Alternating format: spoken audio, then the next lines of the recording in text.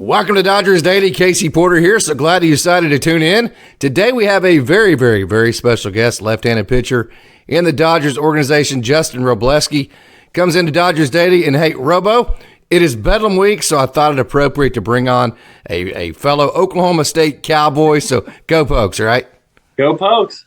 All right, so hey, it is Bedlam Week, so I'm going to put you right on the spot right off the bat. What's going to happen? Well, I mean, OU's just coming off that tough loss against Kansas. So looks like we're trending up, and I mean, Ollie Gordon's doing his thing. So I think the Pokes eke out a W. For a score, right. I'm going to give you feels like a 35-24 game to me. Oh, nice. That's my guess.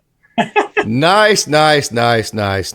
Okay, so enough about the Bedlam. Let's get into your season last year. And, hey, I want to take you back to early April. I believe it was like your second outing of the year. You're in Dayton.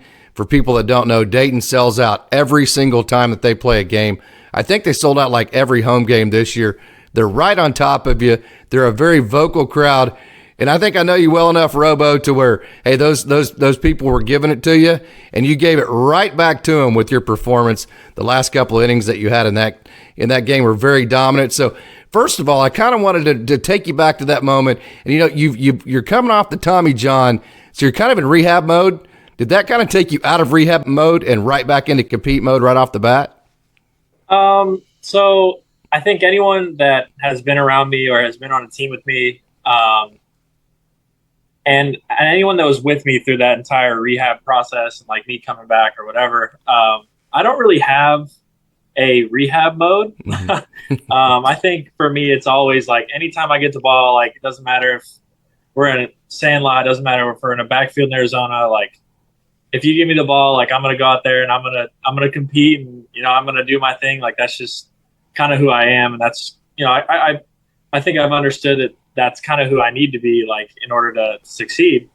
So I think that's just kind of my demeanor out there. But for sure, anytime we not at that point in the season, but we had a little beef with Dayton later on in the year. So like anytime we played them, it was a lot of fun. Just kind of like embracing that moment and being like, all right, like I'm gonna go out there and do this for the boys, like kind of deal. So, but yeah, anytime you can pitch in front of a lot of people, like that makes it kind of gives me an edge. I kind of enjoy it, more than if there's nobody in the stands for sure. So I think that was a big point in my year, just kind of getting in front of those people and being like, okay, this is professional baseball. Like now it's time to go. And then I think from then on, like it was a solid year for sure. So your first month, you had a lot of really high moments, kind of some ups and downs, just kind of getting loose, getting back in the groove of things. Your second and third months were just simply fantastic, pretty close to dominant. So that had to be a lot of fun, just kind of feeling like you're getting loose and throwing the ball and releasing the ball like you're used to feeling it. Oh, yeah, for sure. I'd say just kind of that first month kind of had some things just not go my way and maybe like had to switch up some usage stuff, but I think my FIP at one point was like half of what my ERA was. So it's just like, I know I'm doing the right things, and DA is telling me like, hey, you're doing the right things. Like, don't worry about it. Just keep plugging kind of deal. And that really helped me. And even, Okoye just kind of talking to me and Knob talking to me, being like, hey, man, like this, it can't keep going like this. Like it'd be like make one bad pitch an outing, not even like a bad pitch, but it's just like, stuff to where it's like, yeah, I caught a little plate and he got a double, and for whatever reason there was runners on base, whatever.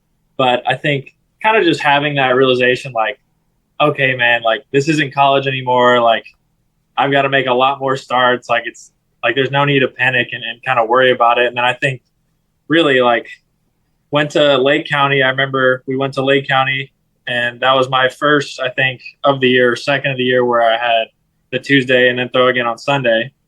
And threw well on Tuesday. I think I went like 4 innings scoreless and like got out of a jam in the fourth where they like let me kind of ride my pitch count, and got out of a jam in the fourth. And I was like, okay, like now we go. And I think from that point on in the season, like there was not a lot of times where, I don't know, I felt like I wasn't going to go out there and perform. I guess that's kind of how it's always got to be, like when you're going out there. But just kind of building off of it and understanding, like, once I figure out, like, usage stuff and adding different pitches and things like that, like, really helped me out. And it was a great, learning experience for me that first month, and then just kind of building as the year went on. And it was awesome. So I can't obviously thank, all those guys that helped me out through that enough, but a lot of guys have way worse struggles than that. So like I said, like, just kind of go through it and be like, yeah, I enjoy it. Let's keep going.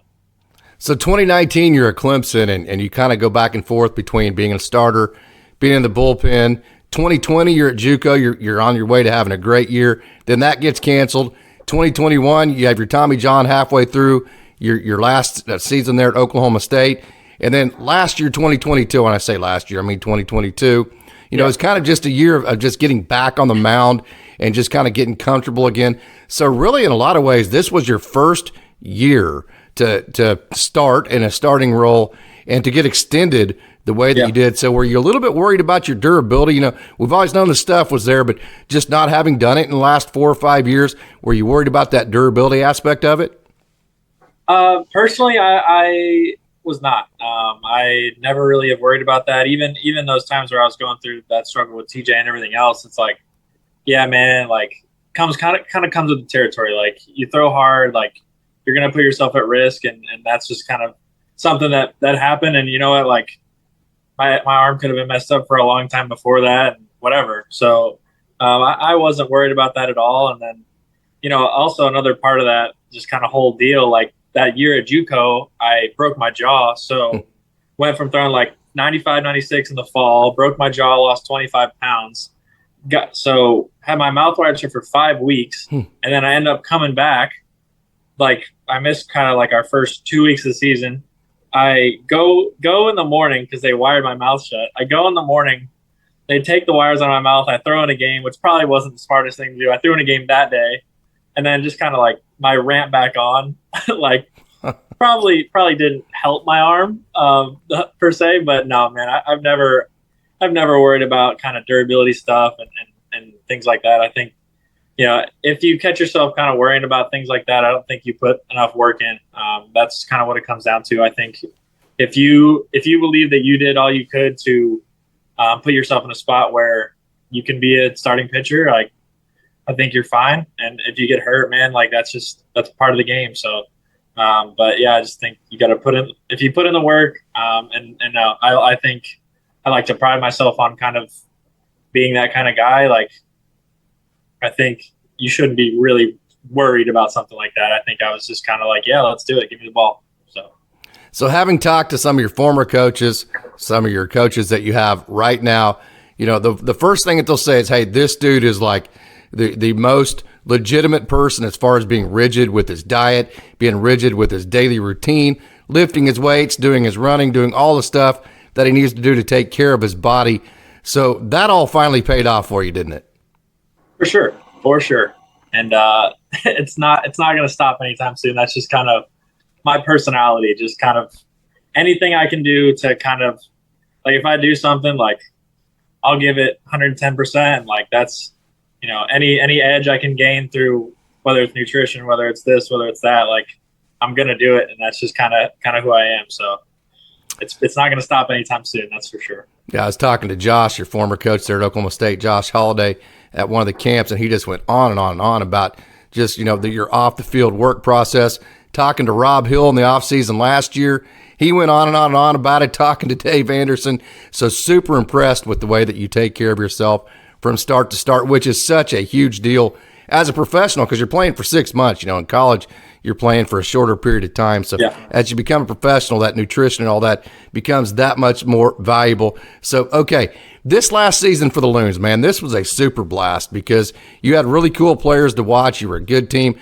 It almost felt like a college environment where you guys were all playing for each other. You were playing for something. So did you kind of get that feel out of this team?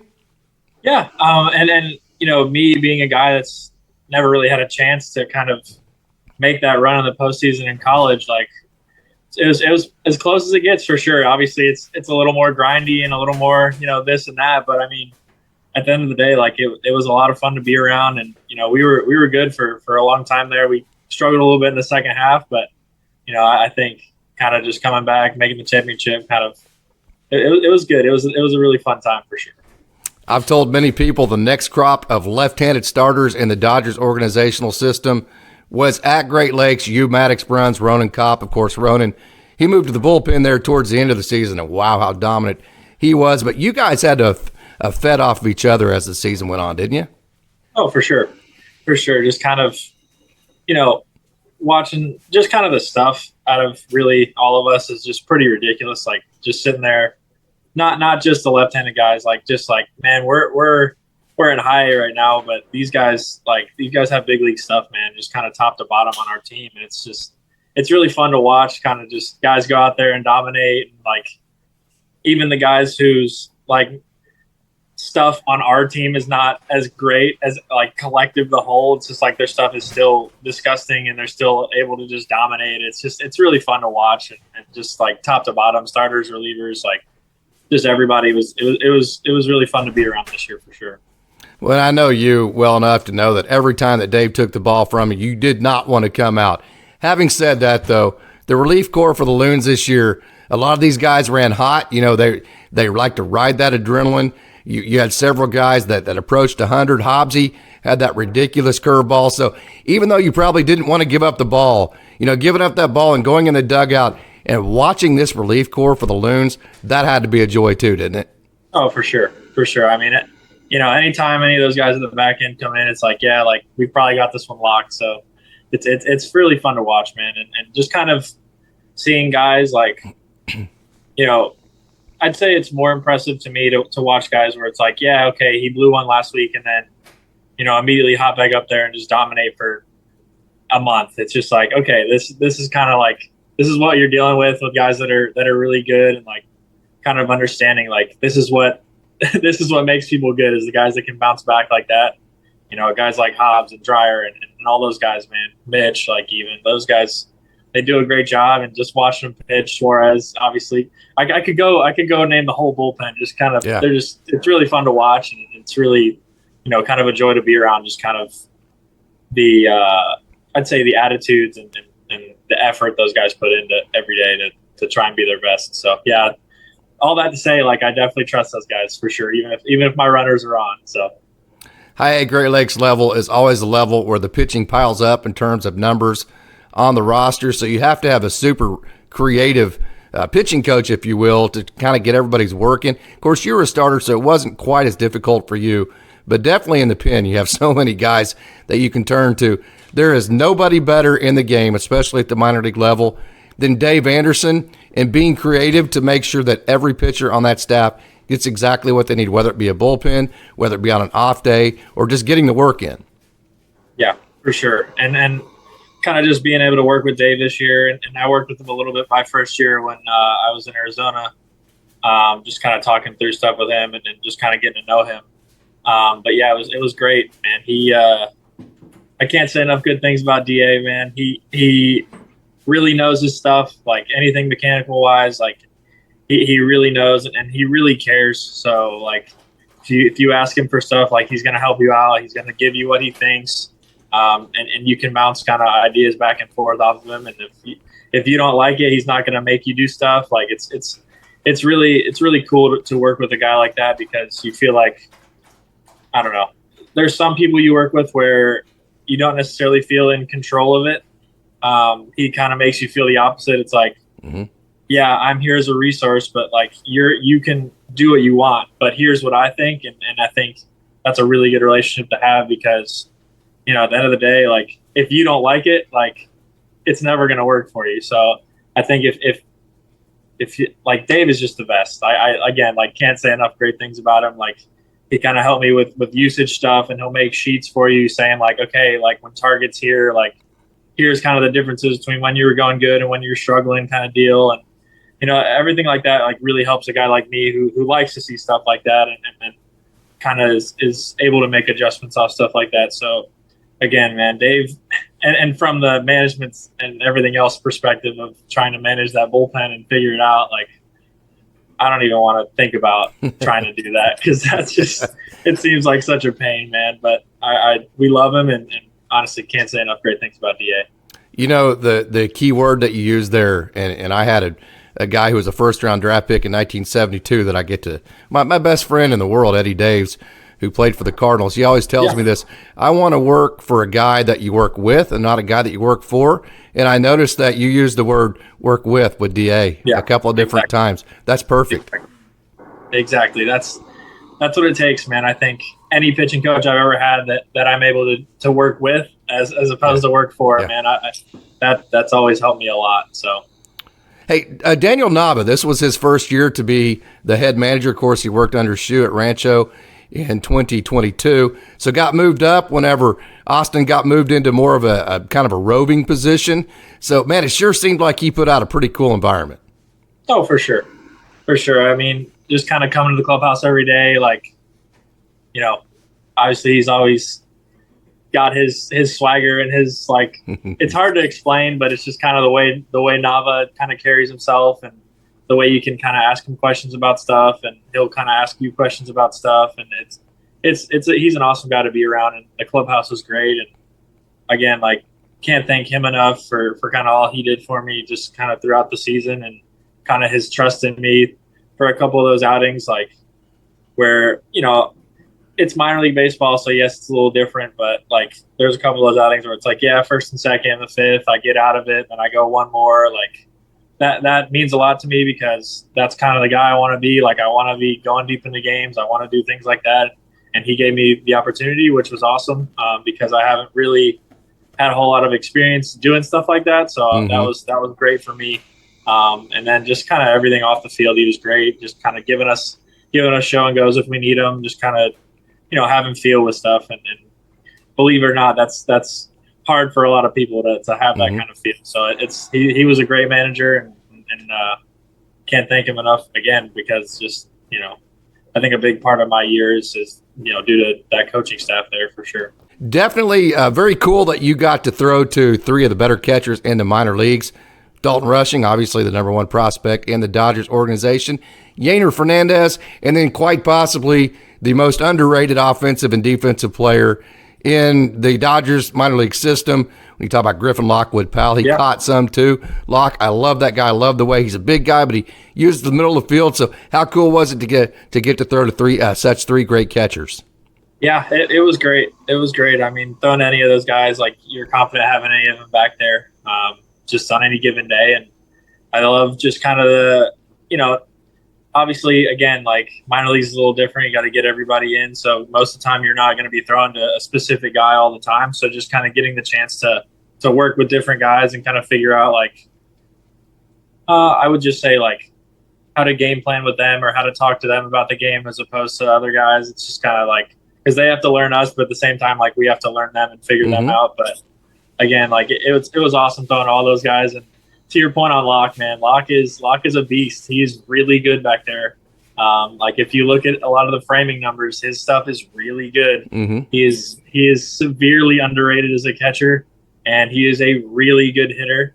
I think even his numbers this year, like, they're not going to show as well as he hit the ball this year. He hit the ball hard a lot and came up empty, hitting it hard a lot.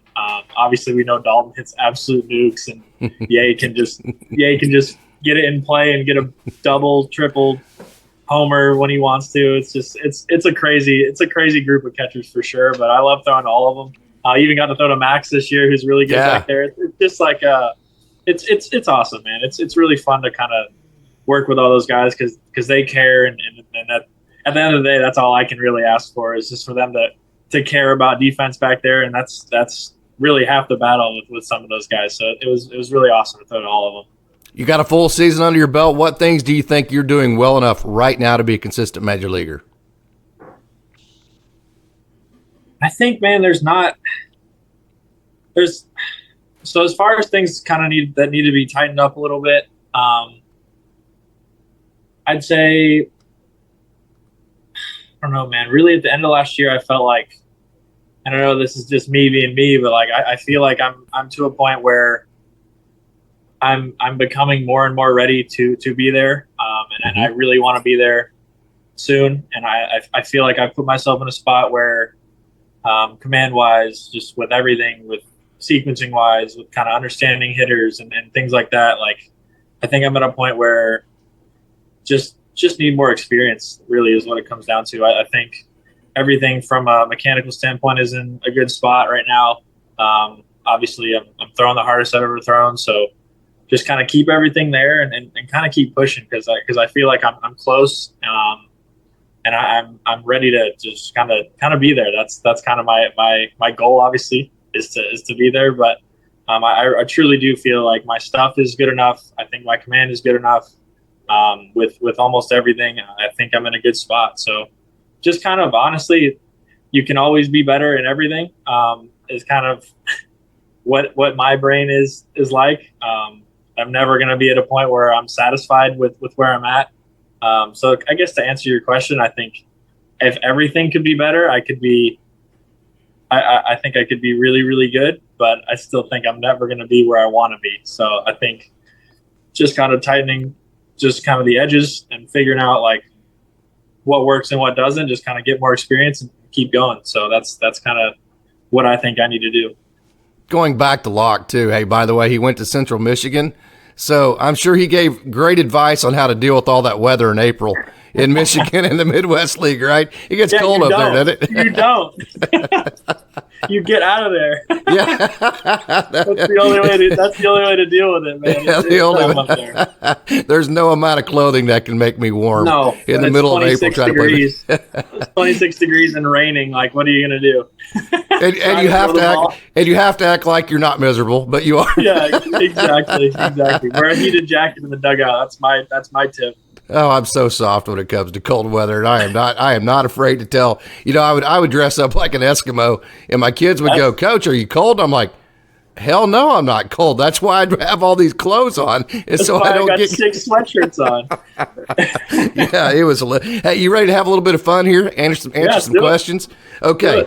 First of all, let's have some fun questions here. Number one, who is the funniest player on the team? I think off the top of my head, I'm gonna go with Michael Hobbs. Oh, I can see that. I'll go with Hobbs. Is that why he's such a good closer? Because he just keeps everything perspective like that? I think so, man. He does a great job. Guy never complains, just kind of keeps plugging. So love that guy, and super excited to see where he ends up. All right, man. You had your inter-squad scrimmages in Stillwater, Oklahoma in October leading up to November, so you heard all about deer season. Bow season opened up about a couple of weeks ago. It's getting ready to be gun season here in the middle of November. So I've got to ask you, being deer season, who would be the most likely to be in a deer stand when deer season opens up? Oh, Maddox. Yeah. Yeah, Maddox, not even close. Okay, so the next question. Who would get picked first for a pickup basketball game?